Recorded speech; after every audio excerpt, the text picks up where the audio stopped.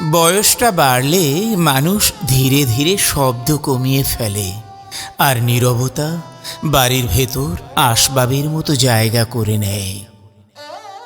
তার ঘরে একটা বিড়াল থাকে, নাম নেই, কিন্তু উপস্থিতি আছে, যেমন থাকে অভ্যাসের উষ্ণতা। বিড়ালটা জানে এই মানুষটা বেশিক্ষণ দাঁড়াতে পারে না। চোখে জল এলে চুপ করে মুছে ফেলে আর হেসে বলে, কিছু না।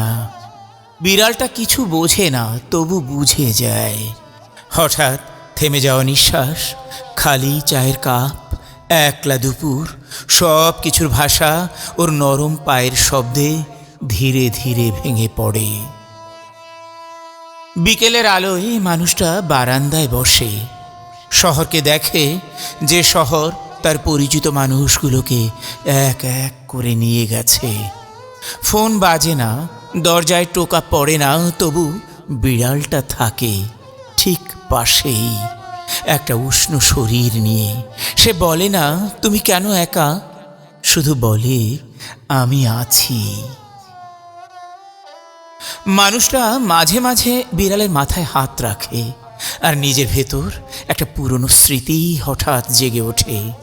যখন কেউ ছিল যে হয়তো এভাবে চুপচাপ পাশে বসত।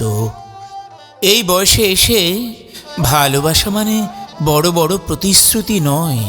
ভালোবাসা মানে চুলে হাত বুলিয়ে দেওয়া, চোখ বন্ধ করে একটু শান্তি পাওয়া। রাতে ঘুমোবার সময় মানুষটা খাটে ওঠে, হাঁপায়, একটা দীর্ঘ নিঃশ্বাস ফেলে।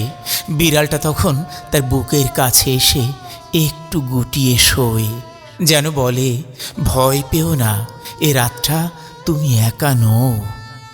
বার্ধক্যটা যতই ভারী হোক, এই ছোট্ট প্রাণটা তার ভেতর একটা ছোট আলো জ্বালিয়ে রাখে।